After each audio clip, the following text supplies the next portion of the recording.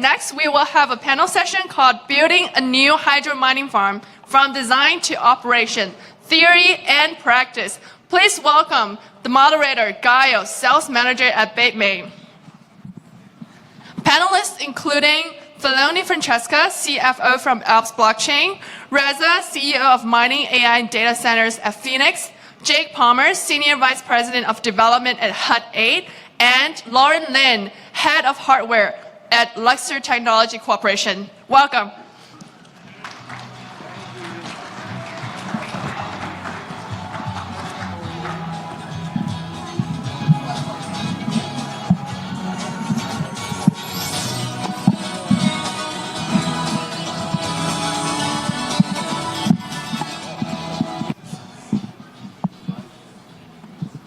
Cool. Good morning, all. When talking about hydro cooling, people have a lot of opinions. And we thought on this panel as an opportunity to discuss the basics, right? So to start, if you all can refer to your personal experience or practical experience with the technology, I would like to pose a question that what do you all think it's the most common misperception of hydro in the industry? I know that like daily with clients, like they ask me a lot of questions and most of them don't really understand the technology or where it's going, but in recent years it did pick up a lot of interest and we are seeing a lot of huge deployments. Well, I think from experience, I've seen people, they say, oh, hydro, it's going to be very expensive. And they just think about the CapEx side of it because now it's a different technology. And then they would say, okay, what about the operation? The answer for those two is that you got to look at it down the line in the long run. And when you look into that CapEx that you put for hydro, it's going to pay off. And also when you look at it to the operation side of it, if you train the people, still you're going to need less people on the ground. So those are the things I think, first of all, I would always start with ambient temperature. That's when I want to do the hydro cooling because that has a main effect in the design of the whole system. We've seen it firsthand in Phoenix, in our Canada, Manitoba side, that it's like minus 20 Celsius. And at the same time, we saw the same thing in terms of operation in Abu Dhabi when it gets to 51 degrees Celsius. So I would say ambient temperature first.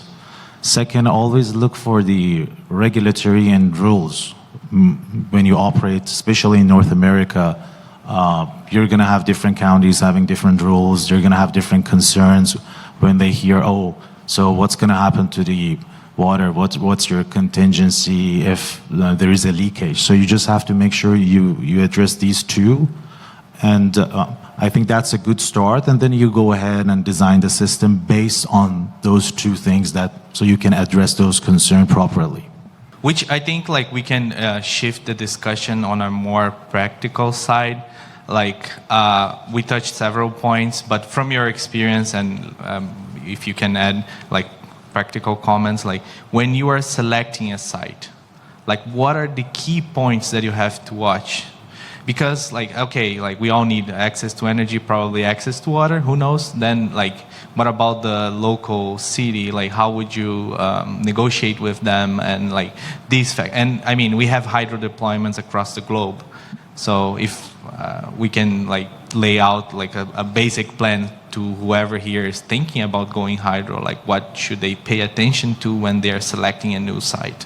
I would say first start with the location that you're choosing. So look into that. These days, usually nobody likes to use the open loop systems. People prefer to have closed loop systems, so you have to be mindful of that one. Once the location is finalized, make sure that you consider all the aspects of it, from technicalities involving temperature, wind even, and I'll get to that why we saw it firsthand, and the surrounding of it. And I would say don't go for a okay, I buy this system, now it's going to work. So our mandate is that we always try to over-engineer a bit, because when you face those challenges and you say, okay, I designed a system, this is going to be for 40 degrees, or this is for 41, and you just go ahead and you design it, and one day you're going to have 45 degrees, the whole system is down. So I would say a bit of over-engineering is going to help down the line, and make sure that you have all the operation team that can deliver this, because commissioning is one side of it, when you want to operate it is another side. So you need to be mindful of all of these together.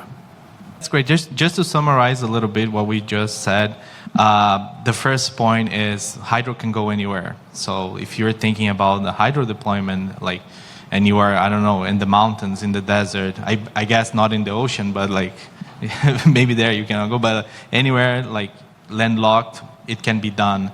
And the first step is definitely to do a very detailed plan, over-engineer, make sure you get all the points right. Ideally, do a pilot, right, test, and scale from there. And the same goes for the operational side, which I think is the next question. We should speak a little bit more about it, because one of the misconceptions people have is that the operational side is expensive. And is it or is not? So that's the question for you all. Like, if you can speak from your own experience and the benefits. Maybe there is a learning curve that once you go over, and the benefits of the technology of being more stable with less, I would say, downtime and etc. For us, I can say from experience, 2022, when we deployed 240 megawatts in Abu Dhabi, we learned it firsthand, because when we got the containers from Bitmain, the planning was done properly. How? We made sure that when those containers are coming in, so not just the design part that I talked about, when they come in, the manufacturer itself, being Bitmain in this case, we always make sure that their team is on the ground. They properly train the people, and we always make sure that we have a proper handover and a commissioning. So Phoenix staff will be on the ground, yes, but we always make sure that in that case, Bitmain technicians, they're there. It was new at that time for everybody, so we also make sure, guys, you got to stay for like 3 months. So that transfer of know-how to make sure that, okay, what if this goes wrong? What if that goes wrong? That handover is the key. And once you have your staff getting trained on that, then it's much, much easier, because yes, it's a bit of more of work compared to what you have when you do air cooling. But at the end of the day, if you plan and make sure that your operational team knows all the elements involved in that system, mechanical or electrical, then you'll be fine. And you just have to make sure that everything is proper. You have a proper system of O&M that can take care of it and ticks all the boxes for you. And just to rewind a little bit, what we spoke here, I think one of the first things that it's very interesting about hydro is that, as Jake mentioned, like, we basically push all the externalities that were once part of the machine side to the container side. And then, as Francesca highlighted, like, you should pay attention to the system, almost like a body, right, that has a circulation, and it's full of sensors. So we will send you some tips that is not doing okay, and if you act quickly, like, you can, avoid a major downtime or something. So I think, like, on this side, hydro is really standing out as an excellent option. But one of the points too that I think maybe we should touch upon is like the cooling of the machines itself, right? I don't know if you guys want to add some comments on the side, like how the cooling actually works. Like, the machine comes, it's more on the technical side, but compared to air and immersion, like, for example, what are the advantages of the cooling? We know that uptime is one of the advantages. We know by extent that there is a lower RMA rate. But like, how would you like compare these three types of cooling methods on a, I guess, nutshell? Like, I would say, well, for the air cooled, it's very easy. You deal with CFMs and flow of air. That's how you do your calculation, and just make sure that that number works for your system. On the immersion side, you submerge the whole miner into a tub of oil, and the whole system is now in oil. So that's the way it happens, the whole miner. With a hydro, the way it happens is that you have the liquid that could be distilled water, anything that suits your local conditions. That's going to act as an element that's going to take that heat away, and you're going to have a heat exchanger that's going to take that away, and then you're going to have your dry coolers, of course. And dry coolers we usually use dry coolers because of the water issue that everybody has these days. So, and the crucial part for that will be that dry cooler. You just have to make sure that works, it's maintained, and it is well designed. And it's very important that also your team knows about how to take the miners out, take it in. Comparing to immersion, the guy just goes there, okay, in air cooled, I was just pulling the plug out, and that's it. On the immersion, also very similar. On the air cooled, it's not like that, because usually you got a circuit of water that flows into all of your miners. So you just have to be a bit more careful and have a team that does that. So I think on the design side, how the heat is transferred out, and on the operational side of it is how do you maintain the site on daily basis and manage the miners. and I guess like to wrap up this panel, we spoke about like things that we should pay attention, a little bit about the operation, but I think the final question is, how do you see hydro developing? Where it's its future? Maybe Bitcoin mining, AI, and I think more important, something that we, if possible, we could touch upon would be like heat dissipation. Like today, we are using towers to dissipate the heat, but you know, the hot water is a good byproduct of the hydro, and it can be used for several purposes. So there are several study cases about how you can use like greenhouses, whatever. And if you guys have thoughts on this?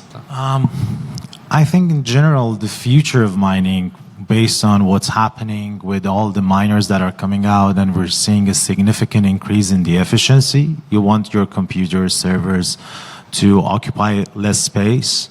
So generally, we're moving towards that direction. I'm sure if you look at Bitmain sales also, compared to 4 years ago, how many hydro units they were selling 4 years back compared to now, that kind of answers that question. So I think that's the future in terms of how it's going to happen. Most probably, I just saw like you have Anthrax and Bitmain.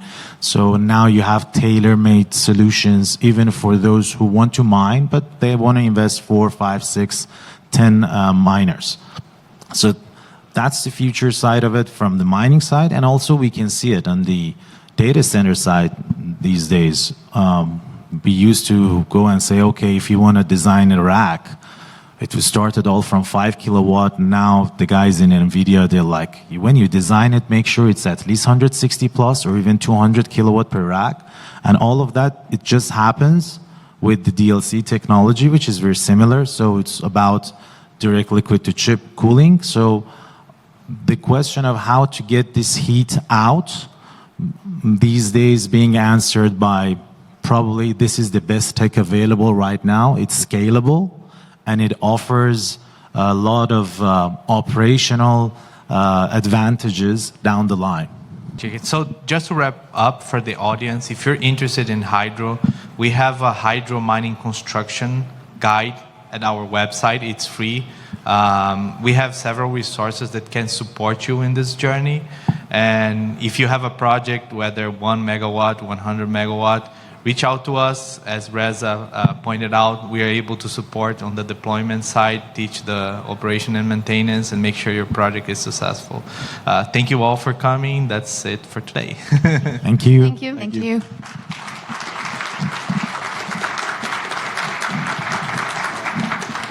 Thank you, everyone.